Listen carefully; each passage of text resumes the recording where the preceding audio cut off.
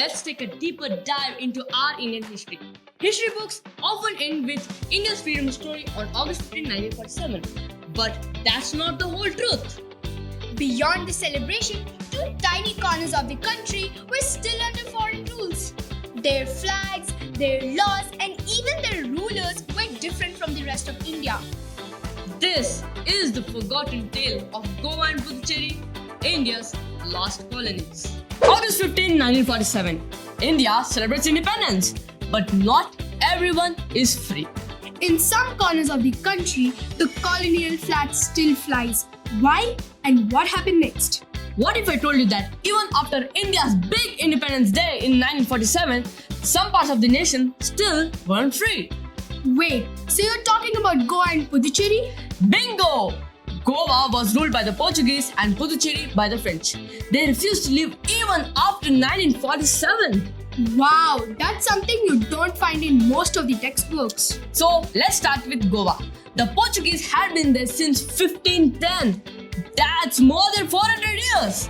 They called Goa the province of the East. But didn't the Goans want to leave and join India? They did, but Portugal won't let go. Even the United Nations tried to mediate, but Portugal called Goa an overseas province, not a colony. Oh, that's like calling a cage a luxury hotel. Did you know in 1955, more than 3,000 Satyagrahis entered Goa non-violently? Over 20 of them were shot dead. Still, no headlines, no global outrage. It wasn't until 1961 that India launched an operation called Vijay that finally liberated Goa 14 years after 1947. Now let's head to the southeast coast of Puducherry.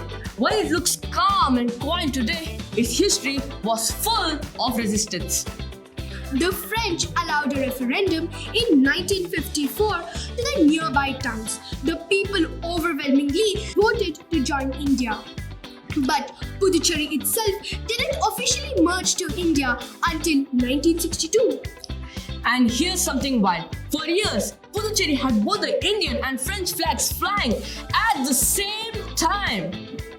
One hero, V. Subbiah, went underground to print secret papers. Though his press was raided, he still never gave up. Here's a fact most people don't know. India's official map had empty spots for Goa and Puducherry.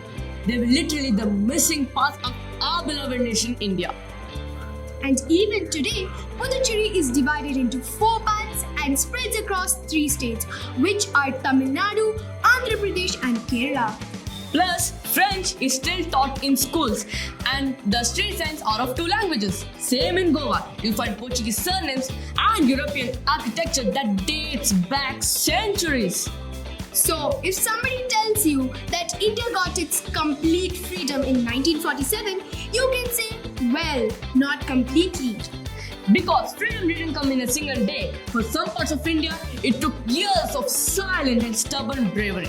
Thanks for listening to Echoes from the Past. Stay curious, stay bold, stay Indian.